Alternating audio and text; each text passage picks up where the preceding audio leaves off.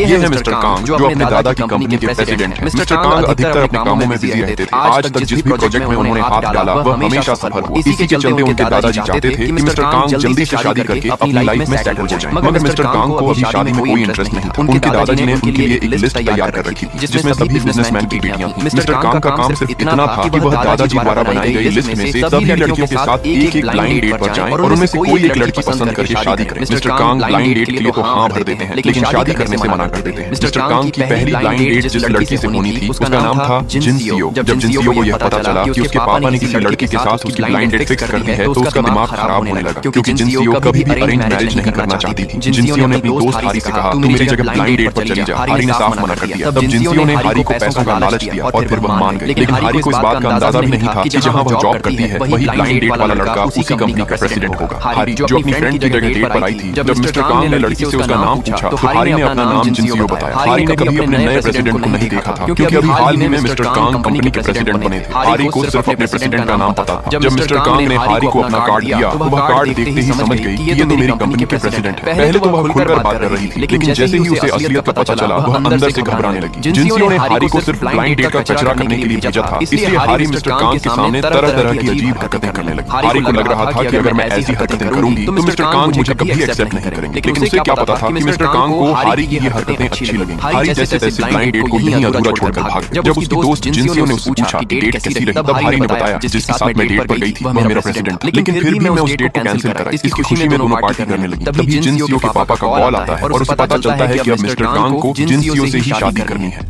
जिनसियो के कहने पर हारी उसकी जगह डेट पर चली तो गई। लेकिन जब हारी को पता चला कि ब्लाइंड डेट वाला लड़का और कोई नहीं बल्कि उसका प्रेसिडेंट है तो वह उस ब्लाइंड डेट को अधूरा छोड़कर वहां से भाग गई। हारी और उसकी दोस्त जिनसियो को लगने लगा था कि अब उनका मिस्टर कांग से पीछा छूट गया है। इसी खुशी में वे दोनों पार्टी करने लगी। लेकिन तभी जिनसियो पर मुसीबत टूट पड़ी। मिस्टर कांग को अब डायरेक्ट शादी करनी। सबको लग रहा था कि मिस्टर कांग असली जिनसियो के साथ ब्लाइंड डेट पर थे लेकिन असल कहानी तो सिर्फ हारी और उसकी दोस्त जिनसियो को ही पता थी। हारी रात को अपने कमरे में सोच रही थी अगर मैं ऑफिस में गलती से प्रेसिडेंट कांग से टकरा गई तो मेरा क्या होगा। ये सोचकर ही उसके रोंगटे खड़े होने लगे। हारी ने जिनसियो से पूछा। जिनसियो ने कहा अरे तू टेंशन मत ले, एक नॉर्मल एम्प्लॉय का प्रेसिडेंट से टकराना नामुमकिन है। ये सुनकर हारी को थोड़ी तसल्ली मिली। लेकिन अगली ही सुबह ऑफिस में जब वह लिफ्ट के लिए खड़ी थी तो उसमें पहले से ही मिस्टर कांग, उनके दादाजी और उनका असिस्टेंट मौजूद थे। हारी तीनों को एक साथ देखते ही डर गई। हारी के न चाहते हुए भी उसे वही लिफ्ट से जाना पड़ा। हारी लगातार अपने बालों की मदद से अपना चेहरा छुपाने की कोशिश कर रही थी। लिफ्ट से निकलते ही हारी का एम्प्लॉय कार्ड लिफ्ट में गिर जाता है जो कि मिस्टर कांग के हाथ लग जाता है।